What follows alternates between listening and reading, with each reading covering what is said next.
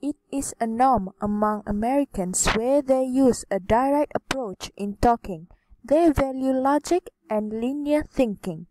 They expect others to speak clearly and straightforward, thus not to waste time. In these scenes, Miranda clearly said how disappointed she is in Andy's performance without consider how Andy feels about it. In other scene, Nigel directly points out where are Andy's mistakes in doing her job instead of cuddling her when she is crying. In Americans' communication style, there is also a norm where people always greet each other, even strangers, using handshake, smile, or the word hello.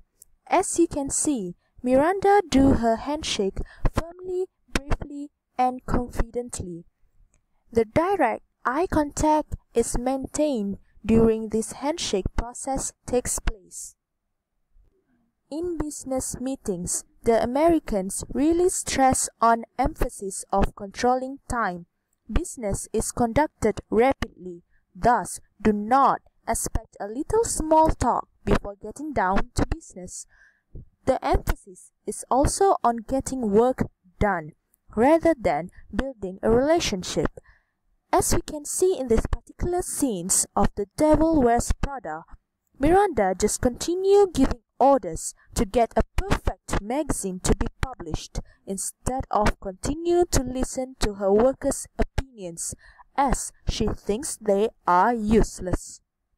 Alright, so the first turn taking that we can see in this movie is between Miranda and Andy during the interview session. Both of them shows that there is presence of adjacency pairs in which the questions asked require an answer. The questions given by Miranda was answered by Andy. This shows that each of them had their own turns. Next is change in gaze direction. When Andy laughs at the girl for saying that the belts are different, everyone in the room gazes at her. They are questioning on why she laughs and demanding an answer from her. Before this, they were talking to each other about the dress, but when Andy shows that kind of reaction, they were expecting that Andy would explain why she laughs. Thus, they all look at her to allow her to speak. Another example of turn-taking is formal methods, where the next speaker is called by name.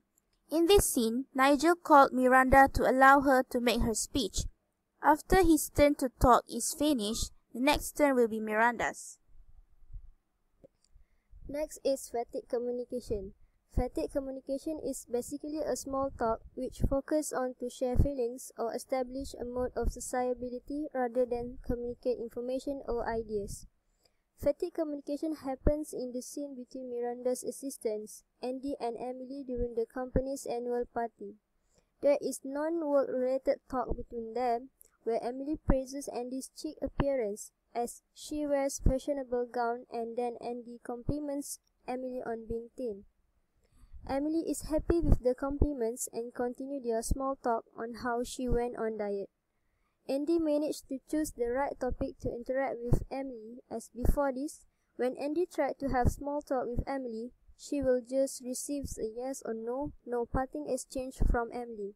Maybe because they are not close yet, as Andy is just a newcomer to the company. Finally is barrier in communication. In this movie,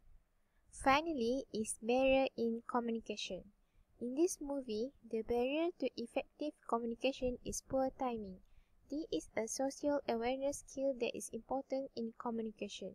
For example, in this scene, Andy calls Emily when Emily is rushing to the office.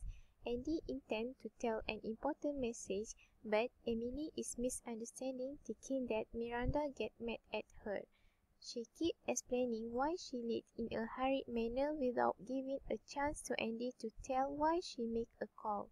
Suddenly, when she crosses the road, she is hit by a car. In this case, Andy is not able to deliver the message effectively to the receiver because of the poor timing and creating misunderstanding.